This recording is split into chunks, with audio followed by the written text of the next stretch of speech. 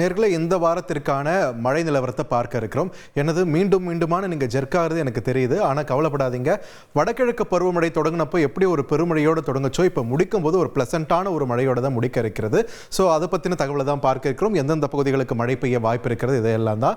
ஏற்கனவே சொன்ன மாதிரி தென்கிழக்கு வங்கக்கடல் பகுதியில் உருவான இந்த காற்றின் சுழற்சியானது தொடர்ந்து இலங்கையை நோக்கி நகர அதனுடைய தாக்கத்தை தமிழக கடற்கரை பகுதிகளும் தற்பொழுது உணர்ந்து கொண்டிருக்கின்றன. இன்னைக்கு ஃபுல்லாக எந்த அளவுக்கு வெதர் இருந்தது இந்த கடலோர மாவட்டங்கள் அப்படின்றத நீங்களே பார்த்திருப்பீங்க.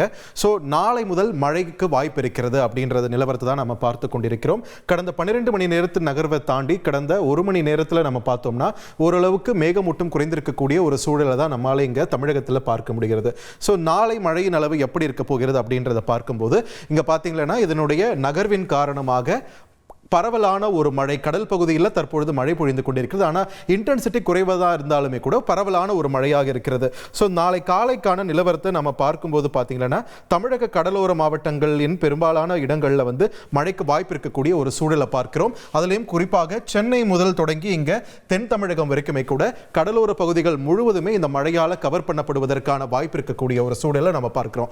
அதுலேயும் குறிப்பாக புதுச்சேரிக்கு மிக அருகாமையில் இருக்கக்கூடிய இடங்களில் பார்த்தீங்கன்னா மழை கொஞ்சம் தீவிரமாக வாய்ப்பு இருக்கக்கூடிய சூழலையும் பார்க்கிறோம். அப்படியே தொடங்கி இங்க டெல்டா பகுதியா இருக்கட்டும், அதன் பிறகு ராமநாதபுரம் மாவட்டத்தின் பகுதிகளாக இருக்கட்டும், குறிப்பா ராமேஸ்வரம் மண்டபம் இந்த பகுதிகளாக இருக்கட்டும், அதனைத் தொடர்ந்து தென்முனையில் இருக்கக்கூடிய பகுதிகளாக இருக்கட்டும் மழை பொழிவுக்கான வாய்ப்பு அதிகம் இருக்கக்கூடிய ஒரு சூழல் நம்மால பார்க்கிறோம். இது பார்த்தீங்கன்னா இன்று ஓரளவுக்கு மழை பெரிய அளவில் இல்லைனாலுமே நாளை முதல் இந்த மழையானது தீவிரம் எடுக்கக்கூடிய சூழலில் நாளை மாலை வேளையில் பாருங்கள் தமிழகம் முழுவதுமே, அதாவது இங்கே வட மாவட்டங்களில் வறண்ட ஒரு வானிலை தான் இருக்க போகுது அப்படின்னாலுமே தென் தமிழகமாக இருக்கட்டும் மத்திய தமிழகமாக இருக்கட்டும் மழை கொஞ்சம் அதிகமாக வாய்ப்பு இருக்கக்கூடிய ஒரு சூழல். கடலோர பகுதிகள் சொன்ன மாதிரி தொடர்ந்து அங்கே ஒரு நல்ல ஒரு மழை பொழிவு மிதமான அளவில் இருக்க தான் போகுது.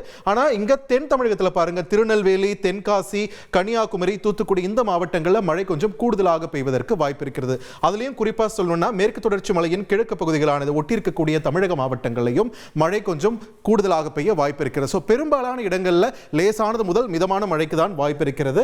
அதனைத் தொடர்ந்து இந்த மழை நிலவரமானது பார்த்தீங்கன்னா செவ்வாய்க்கிழமையும் பாருங்க மீண்டும் தென் தமிழகத்தில் தான் அதி கனமழை பெய்வதற்கான வாய்ப்பு கூட சில இடத்துல இருக்கக்கூடிய ஒரு நிலவரத்தை பார்க்கிறோம்.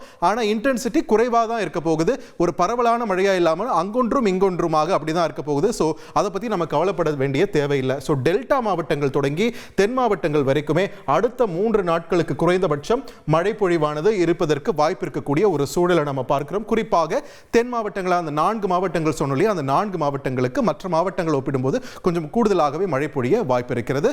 4ஆம் தேதி வரைக்குமே மழைக்கு வாய்ப்பு இருக்குன்னு வானிலை ஆய்வு மையம் சொல்லியிருக்காங்க. அதை பற்றின தரவுகளை நம்ம வரும் நாட்களில் தெரிந்து கொள்ளலாம்.